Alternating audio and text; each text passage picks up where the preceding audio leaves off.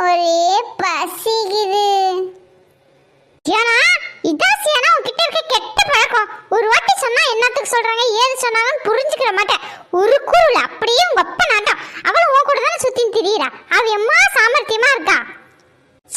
ஒரு கூறுலமா இந்த பிள்ளைக்கு 4 முடி பொண்ணுன்னு சொன்னா எவளாவது நம்புவாளா? கனி நீ உங்க வீட்டுக்கே போவையா? சியானா ஏன்